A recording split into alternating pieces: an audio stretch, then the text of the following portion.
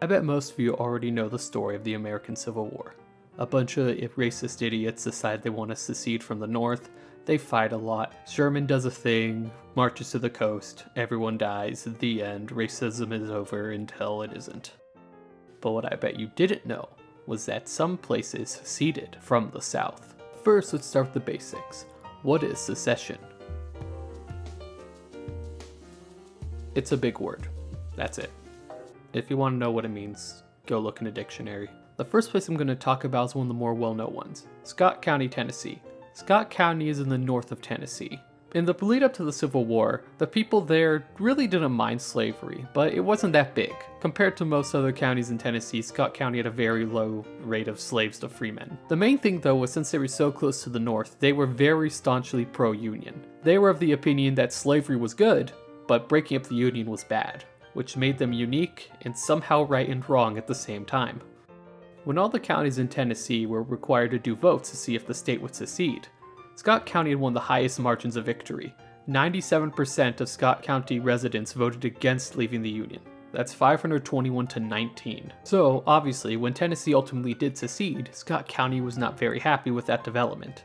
They ended up holding a town meeting and deciding that if Tennessee can illegally secede from America, then what's to stop Scott County from illegally seceding from Tennessee? As one resident put it, if the state of Tennessee can secede from the Union, then Scott County can secede from the state of Tennessee.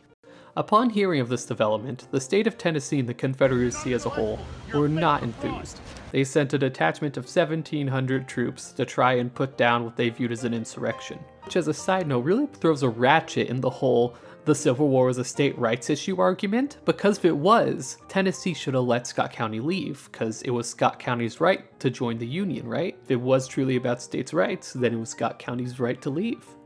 Otherwise, it was an actual rebellion to support slavery, and they were mad that people didn't go along with it. The troops Tennessee sent never ended up reaching Scott County in the end. Scott County's in a mountainous area, and ultimately isn't that important of a county. There were a few minor battles around there, but neither the North or the South really were going out of their way to capture Scott County. After the war ended, Scott made no attempt to rejoin Tennessee. They decided they were going to be the free state of Scott for the inevitable future, and they kind of were. Functionally, they were still a part of Tennessee, but they still claimed to be a free and independent nation until 1986, when they formally applied to rejoin Tennessee. Now, Tennessee voted to let Scott back in, which in my opinion means that Scott County actually was a separate entity, because even if it was all a joke and, everyone was just having a bit of fun, the fact that Tennessee voted to let them back in means that Tennessee is acknowledging they weren't in the first place. Another similar example would be Wilson County, Alabama. Wilson County is one of the most staunchly pro-North southern counties in the nation. The vast majority of Wilson's farmers did not own slaves, and Christopher Sheets, their local delegate, was one of the few who voted against seceding. He was so insistent on not seceding and being pro-union that he was actually thrown in jail for a little while. Supposedly, the residents of Wilson County held a meeting at a local tavern, and they floated around the idea of formally seceding from Alabama.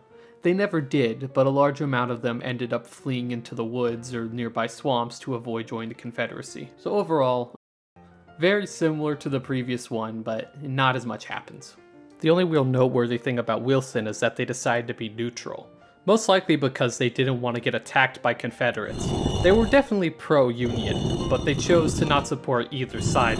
Jones County, Mississippi.